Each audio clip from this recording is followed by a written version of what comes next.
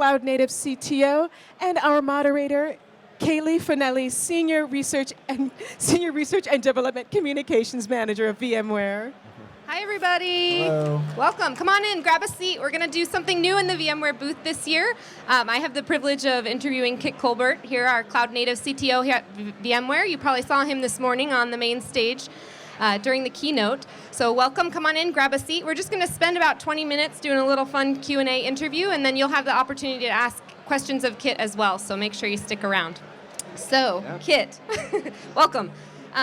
So you're one of our longest-standing VMware employees. You joined the company back in 2003, which probably feels like forever ago. What kind of motivated you to take a chance on VMware, and where were you coming from? Kind of give us a picture of where you were in your career.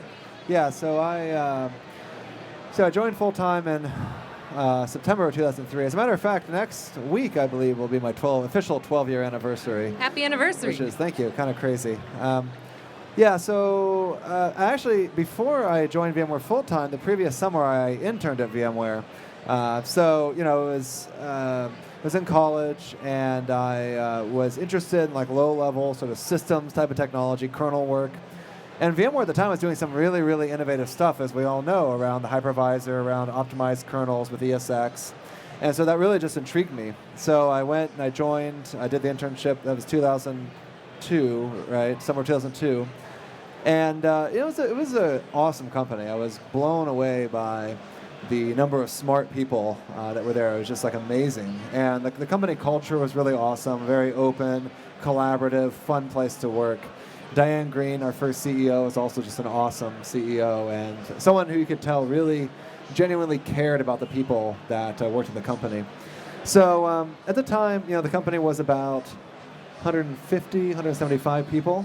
So we all fit in a room, not all, of course, people were globally distributed, but most of us were in Palo Alto. We fit in one room every Wednesday for lunch. They buy us all lunch, and they give us an update on the company strategy. So that was awesome, great summer, and returned the next year, again, September 2003, full-time. And at that point, I think we were about 250, maybe 275 people, so still very tiny, right?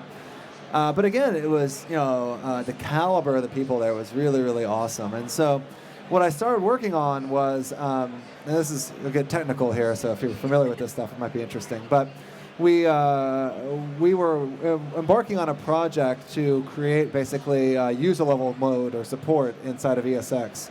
Previously, ESX had only been CPL 0, sort of kernel mode execution. And we had this whole console operating system, which you guys, old school ESX folks know the costs. Maybe loved it, I don't know. But what we want to do is move all those processes that ran on Linux on top of the VM kernel natively. So we had to build out a whole POSIX Linux compliant layer in order to do that. So that was the first project I worked on, which of course eventually led to the creation of ESXi, right? ESXi, essentially ESX without the console OS. So some of that early work I was doing there. So the second project, that was about 2 years, give or take, through about 2004-ish, 2005-ish. So around that time frame, actually when I interned, my mentor, this guy Mike Nelson, was the guy who originally prototyped vMotion. So I remember that summer, he was doing a demo of it for all of us. And this is like an insanely smart dude, but he's kind of like one of these true like nerdy guys. He like knows how to code in C really well, but he can't do anything else technical. So like he didn't even know how to like use a PowerPoint. He was like, "How do you start this thing?" I'm like, "Mike, Jesus, dude, come on." So we saw that was the first vMotion that had ever been shown to any group of people inside or outside the company. I remember we were all sitting around. He had 2 ESX machines, a monitor connected to each. He had Windows 95 running. It was pretty awesome, the old pinball game. So he'd hit the pinball, and he'd execute the vMotion. It's called live migration, hot migration at the time. And sure enough, like the screen disappeared, screen reappeared on the other monitor, and that pinball was just going along its arc. And so really, really powerful, to see that live, right?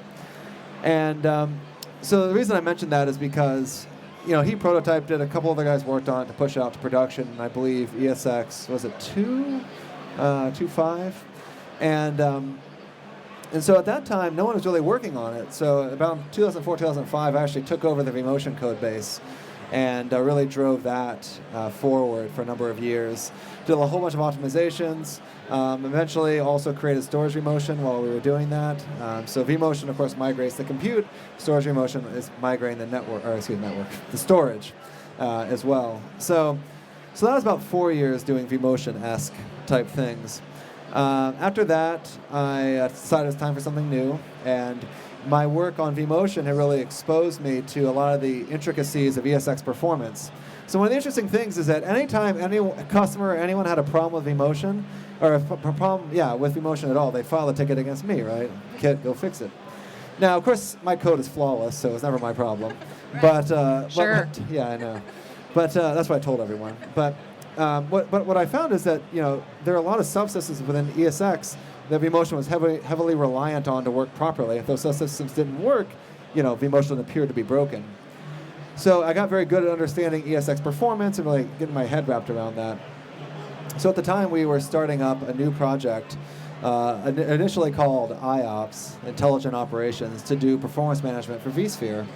So I kind of joined that team to head up and sort of drive the technical architecture of that. And through various twists and turns and acquisitions, we ended up with what is now vRealize Operations. So again, that's another 4-year journey, which has a lot of interesting stories to it. But again, it's pretty cool to go, from kernel level to vMotion to VROps management level. The next step out of that for me was end user computing. So the last 2 years, 2013, 2014, I was really focused on end user computing. I was the CTO for that org last year. So just driving a ton of innovation, and it's great to see Sanjay Poonen, there over the past couple of years, and just the amount of innovation that's come out of our EUC organization has just been tremendous, and so a lot of excitement there.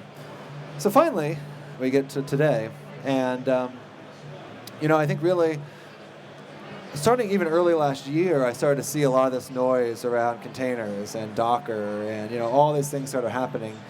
And it continued to get louder and louder, and I really felt like we needed a more concerted effort from VMware and how we can help our customers really embrace and engage these new technologies. And so we made some announcements last year at VMware World, as you may or may not know, partnerships with Docker and Google and so forth. And toward the end of last year, we kind of decided, we really need a center of gravity within VMware to help drive all this across the company and with our customers. And so that's what my team now, the Cloud Native Applications team, is doing. So what you'll see is that we're driving a bunch of technologies. Some of them are ours. Many of them belong to other business units. The 2 announcements we made today, vSphere Integrated Containers and Photon Platform, both come from the vSphere BU, and interestingly.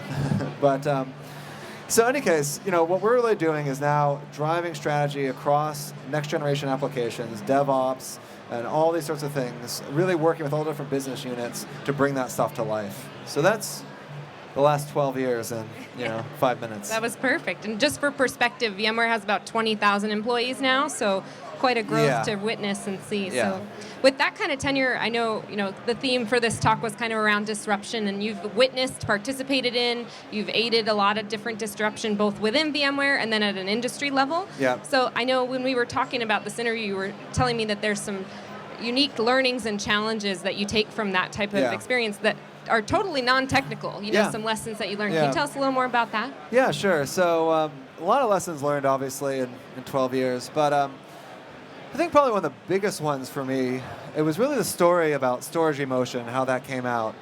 So folks who remember storage vMotion know that we released it originally in ESX 3.5. At that time, it had no UI. It was command line only. And then we kind of came back with ESX 4, vSphere 4, and brought the full sort of storage vMotion capabilities. What's interesting is the story that goes behind all of that, kind of how that came to life. So as I said, I was working on vMotion and driving a lot of those technologies related. And I'd been talking to customers. In fact, I think it was the VMware World 2006. I had a lot of discussion with customers at VMware World about, about this idea of what would be called storage. We weren't calling it storage vMotion then. We're like, what if you could hot migrate storage like you could your VM, the compute piece? And of course, all these customers are like, dude, that's amazing. Why don't you have this already? And I was like, okay, so, now, me being me, I don't like red tape, and I don't like process, and it's kind of the VMware culture. We're kind of rebels in a little bit. And so my feeling was when I looked at the situation, I was like, okay, we got this big release of ESX coming out. There's going to be all these people telling me I got to go do stuff and get all these buy-in and things. I'm just going to avoid all that and just sneak in some code. And you know what? That's going to be, we'll get someone to test it. We'll be good to go, right? That was my theory. Now, I couldn't have been more wrong about that, actually. But anyway, this is really an interesting historical anecdote, but I was one guy away on the QA side. If he would have given me approval to do it, we would have gotten storage remotion in without telling anybody. But unfortunately, he stopped me and said, no, you got to go through the official channels. So I said, okay, I'll go do that. So I submitted what was called an engineering change request back then. Doesn't exist anymore, but an ECR to get a change into this approved release that we had of ESX. I believe it was 3.0.2 at the time. And so they denied it, of course, like they do, because they're like, hey, we're already full, we got no more cycles, resources, etc. So I said, okay, I went back to the drawing board and I tried again a while later, and they said no, and they said no a few more times. Now, eventually what I did was I found this guy, a product manager in our storage group, and he got it. I was pitching it to him. He's like, oh my God, this is amazing. If you can do this, this is like done. Like I'll kick anything else out we need to get this thing in. So I was like, great. I was developing the code the whole time I was trying to go through the official process. So then work with him. He talks to a VP, gets this VP's approval for it. We kick something else out. We get the resources. We put it in. Again, it was not perfect. It had no UI. As I said, it was just a command line thing you could do. And then back, then we actually got our act together for the next release where we did the full thing properly. But I was shocked at a number of things actually. Come to learn later that even though it was no UI and some different challenges there around using it, people still use it a lot. This one dude I met a couple of years later at VMware World was telling me he was moving a terabyte a day using storage remotion. And I was like, I'm the engineer that built that, and I don't think that's a good idea. But he's doing it. He was loving it. It was working for him. So I was like, all right then, good. But what is my takeaway from that whole experience? Well, I thought, that when I went into it, the hard problem would be the technology, right? How do I build this thing? How do I code it? How do I test it? What I found was that was actually not the hardest problem. The hardest problem was the people, the organization, the process, right? And I think I had this realization as well about that, was that, if I were to put storage remotion into the code without telling anyone, it would have been there and people could have used it. But no one would really have known about it. If they had known about it, they might not have understood it. What's it really used for? What's the point of it? How do I think about that, right? So by going by the official method, the thing I learned, I got attacked from like all sides. People in VMware, product marketing guys were all over me. So what is this thing? And I had to, spend time with those guys. What that did, though, was really help to get the message out about storage remotion and make noise about it and get people excited about it, right? And then people, of course, started to use it, like that dude doing 1 terabyte a day. So what was the takeaway? The takeaway was that as I was thinking and doing some research on this, the takeaway was a real clear understanding of the difference between invention and innovation. Does anyone know what the difference between invention and innovation is? Me. You can Not raise your me. hand if you know, but it doesn't look like anyone is volunteering. Maybe no one knows. A lot of times we use the terms interchangeably, right? Invention, innovation, we kind of just bandy them about. As it turns out, at least from an academic point of view, they are fundamentally different. Innovation is about creating something new, right? It could be a new thing, it could be a new use for an existing thing, but the word new is generally in there somewhere. Innovation is not actually about newness, it's about change. If you look up guys like Schumpeter, like the original sort of economics definition of innovation, it's about changing the values of a system. Now, think about some of the big sort of innovations, things we would all call innovations, right? Things like the iPhone. Think about the first time you saw that iPhone. How did that totally change your value proposition of what a phone is, should be, what you would pay for, right? Fundamental. Once you saw that, it opened your mind and said, you know what? This Motorola Razr thing used to be awesome. It was all slim and it flipped and everything, but I think it's like a worthless piece of crap now compared to this. I mean, it's not even like it's a joke, right?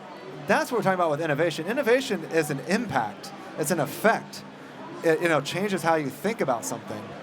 And so I think that was really, what I didn't realize. I was driving toward invention all that time from a technological point of view. But really, in order to make an impact, it's about driving innovation. And that innovation doesn't come from technology. You can have great technology, or you can be like Steve Jobs. You can make anything awesome, irrespective of whether it is or not. And that's really about connecting with people and driving change within an organization and then driving that impact to your customers, to the economy, to the world, however you want to measure it, right? And so I think that's one lesson I learned a lot, or learned very clearly, was that in order to really move forward and move up, the corporate ladder, as it were, it's all about driving that impact, and that impact is driven by innovation. It's not enough just to be good technically. What I learned is you also have to deal with people, process, and organizations, navigate those to figure out how to drive your ideas forward and really, in the end, make an impact. So I think that was one of the really big takeaways that I had around, that kind of evolved my thinking from just kind of a very developer-specific viewpoint to more of one of actually, let's make changes in the mindset of people. Yeah. And then probably having that interaction, that direct line into customers, like you were mentioning at VMware World, just being able to validate that you're kind of on the right track, or talk to them and design something that they never knew they needed. Well, right? I think that's the other interesting thing, right, is that nowadays when people look back at something like storage vMotion, it just seems obvious. It's like, how could you not think that was a good idea? It was actually very challenging for me to articulate the value of storage vMotion at the time. And I think it's one of those things where, afterwards, hindsight's always 20/20. It's very easy, like, dude, it's obvious, of course, But going forward, you have to go on your gut, on an instinct. It's like, it's not 100% clear.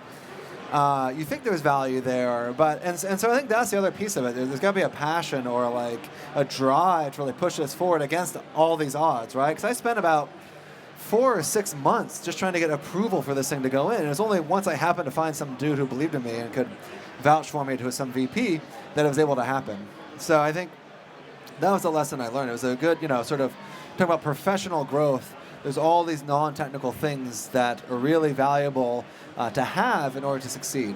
Yeah, and not to get discouraged by that, just drive through and push it forward. Yeah, I'm naturally hard-headed, which helps a little bit with me not getting discouraged. But definitely. So let's shift gears a little bit. We're here at VMware World, day one, all excited to be here. What number VMware World is this for you? Oh, dude, I'm really frustrated because, what is this? Is this the 12th one they've had? Yeah, yes. 12? Yes. So I've only been to 11. I missed the first one in San Diego, bummer. which I'm still, I can never get that back. Yeah. So all but one. Excellent. And what's kind of a couple, maybe one or two standout memories from over the years? Well, I think the first one I went to was the next year, which I believe was the one in Vegas. And I believe they had the BattleBots at that one. Yes, that yes, I BattleBot remember. party was freaking awesome, dude. That was also the last year, by the way, that they had a full open bar at VMware World for obvious reasons. Okay, we we're learned our taking lesson. notes. We're taking notes. No, it was that was a lot of fun, just seeing those things and getting to let's see, the other one, they had a race car one year as well. I think you could get in a race car. Which one was that? That was another Vegas one. Now, probably one of my funnest moments was the first time I was on the VMware World keynote stage was in 2007 for storage vMotion, and so that one was really awesome because. Unlike the demos we do nowadays, these things are all pre-recorded, right? We don't do it live because it's just insane to try and do things live. We actually did stuff live back then, and my God, I've never been more stressed about something. So we did a live storage vMotion. We had 2 physical boxes in the back, or 1 physical box, multiple storage arrays in the back. And man, I can't tell you. It's funny. You guys all know. I mean, anyone in technology knows demos have this strange way of going wrong when they shouldn't, right? Like you test it 1,000 times under normal circumstances, no problem, everything works. I think it's related to audience size too. Oh God, more people that are watching, the worse it'll perform. So we that one was stressful, but I remember having coming out of that, went backstage, took a shot at Don Julio 1942. We were all good. It was all good, all downhill from there. Yes. Excellent. And then outside of VMware, just your personal hobbies, just get to know you a little bit better. What do you enjoy? And I know you've got some kids at home. Yeah, I do have 2 kids, which obviously everyone who knows kids knows this kind of becomes the majority of your time. Before I had kids, I used to be really into triathlon. I love doing, I did 1 Ironman, that was enough. A lot of halves and these sorts of things. I've always been a big runner. I love to run to kind of balance out my computer nerdiness with getting outdoors and actually trying to be healthy. And yeah, besides that, nowadays, as I said, hanging with the kids. I love good food. I live here in San Francisco, which is the best place for food in the planet, really, in my opinion.